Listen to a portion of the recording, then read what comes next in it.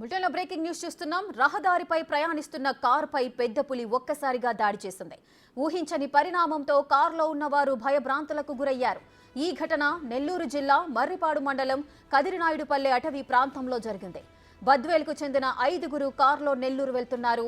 ఈ క్రమంలో కదిరినాయుడుపల్లె అటవీ ప్రాంతంలో రోడ్డుపై వెళ్తున్న కారుపై పెద్ద పులి ఒక్కసారిగా ఢీకొట్టింది. ప్రమాదం అనంతరం సమీపంలోని అటవీ ప్రాంతంలోకి పెద్ద పులి పారిపోయింది. ఈ ప్రమాదంలో కారు ముందు భాగం ధ్వంసమైంది. సమాచారం అందుకున్న అటవీ శాఖ సిబ్బంది ఘటనా స్థలానికి చేరుకొని ప్రమాదానికి గల కారణాలు తెలుసుకుంటున్నారు. ఇక అటవీ ప్రాంతంలోకి వెళ్లి కూంబింగ్ చేయనున్నట్లుగా తెలుస్తోంది. పెద్ద పులి సంచారంతో మర్రిపాడు మండలంలోని అటవీ ప్రాంత గ్రామాలు ఒక్కసారిగా ఉలిక్కిపడ్డాయి.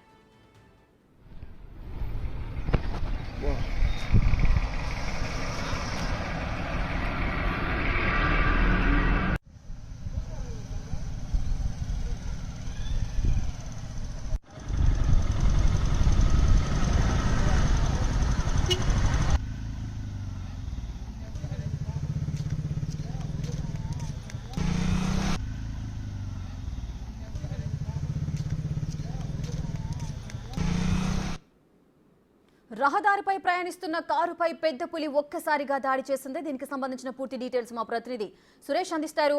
సురేష్, అసలు ఏం జరిగింది? పెద్ద పులి ఆ కారును ఢీ కొట్టింది అని మనం విజువల్స్ లో చూస్తున్నాము. అంటే పెద్ద పులి ఢీ కొడితే కారు ముందు భాగం అంతా కూడా ధ్వంసమైన పరిస్థితి నెలకొంటుంది. అక్కడ ఏం జరిగింది? ప్రత్యక్ష సాక్షులు ఎవరైనా ఉన్నారా? రేఖ, మర్రిపాడు మండలం కదిరినాయుడుపల్లి అటవీ ప్రాంతంలో రహదారి పైన వస్తున్నటువంటి కారు పైన దాడి చేసిందని చెప్పి కారులో ప్రయాణిస్తున్నటువంటి ప్రయాణికులు చెప్తున్నారు. ఏదైతే ఆ రహదారి పైన వాహనం వస్తున్న నేపథ్యంలో అక్కడ పెద్ద పులి అడవిలో నుంచి అటవీ ప్రాంతంలోని బయటకు వచ్చి కారుపై దాడి చేసిందని చెప్పి చెప్తున్నారు. అయితే వీరు కడప జిల్లాకు సంబంధించినటువంటి బద్వేల్ నుంచి నెల్లూరుకు వస్తున్నారు. ఒకసారిగా దాడి చేయడంతో కూడా అక్కడ ఉన్నటువంటి కారులో ఉన్నటువంటి వారందరూ కూడా భయభ్రాంతులు అయ్యామని, ఆ కారు చుట్టూ కూడా కారుని దాడి చేసి కారు చుట్టూ తిరిగిందని చెప్పి కూడా ప్రయాణికులు చెప్తున్నటువంటి పరిస్థితి. అక్కడ స్థానికంగా ఎవరు లేకపోవడం, అటవీ ప్రాంతం కావడం, జాతీయ రహదారి కావడంపై కూడా అక్కడ ఎవరు లేరు. అయితే కారులో ఉన్న వారు మాత్రం దాడి చేసిందని చెప్తున్నారు. ఈ యొక్క సంచారంతో కూడా పెద్ద పులి సంచారంతో కూడా అక్కడ ఉన్నటువంటి చుట్టుపక్కల ఉన్నటువంటి గ్రామాల ప్రజలు కూడా భయభ్రాంతులకు గురవుతున్నారు.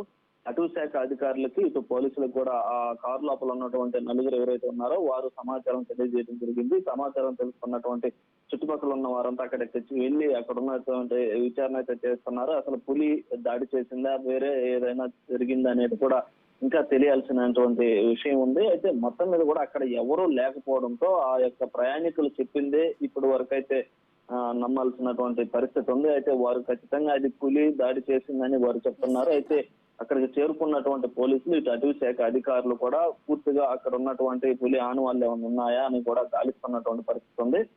పూర్తిగా అక్కడికి అటవీ ప్రాంతానికి అధికారులు అయితే చేరుకొని విచారణ చేస్తున్నటువంటి పరిస్థితి ఉంది. అయితే ఆ విచారణ తర్వాత అది నిజంగా పులి దాడి జరిగిందా, ఇంకేదన్నా దాడి జరిగిందని కూడా తెలియాల్సి ఉంది. రేఖ, సురేంద్ర, ఒకవేళ అంటే కారు మూవ్మెంట్ లో ఉన్నప్పుడు ఆ పెద్ద పులి అటవీ ప్రాంతం నుంచి సడన్ గా వచ్చి ఢీ కొట్టిందా, లేదంటే లోపల ప్రయాణికులను చూసి వారిపైన అటాక్ చేయడానికి ఆగి ఉన్న కారు పైన పెద్ద పులి ఏమైనా దాడి చేసిందా? అటువంటి దృశ్యాలు మనకేం కనిపించట్లేదు.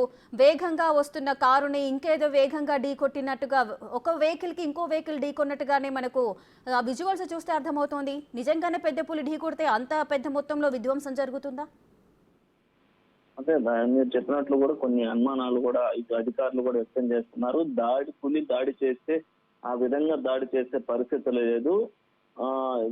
ఒకవేళ పులి దాటుతుంటుంటే దాన్ని చూసి ఏదన్నా పక్కన ఉన్నటువంటి చెట్టుని రాయిని ఏదన్నా ఢీకుందా అనే కోణంలో కూడా విచారణ అయితే చేస్తున్నారు ఇటు అధికారులు. అక్కడ ముఖ్యంగా ఏంటంటే ఆ కారు తప్పితే మరొక వెహికల్ గానీ అక్కడ జనం సంచరించేటువంటి ప్రాంతం కాదు.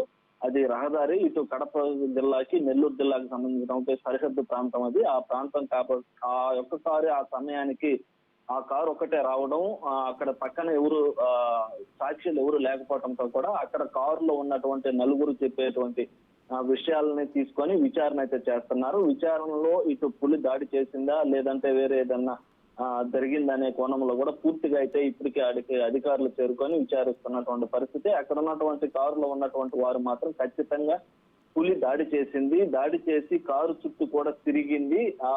కొద్దిసేపటి తర్వాత వెళ్ళిపోయింది అని చెప్పి ప్రయాణికులు చెప్తున్నటువంటి పరిస్థితి ఉంది. అయితే అధికారుల మటుకు దాన్ని పరిగణలోకి తీసుకొని విచారిస్తున్నారు. విచారణ తర్వాత ఏం జరిగిందనే విషయాలు కూడా బయటపడేటువంటి అవకాశం ఉంది Rekha. Right, thank you Surendra, thanks for the details.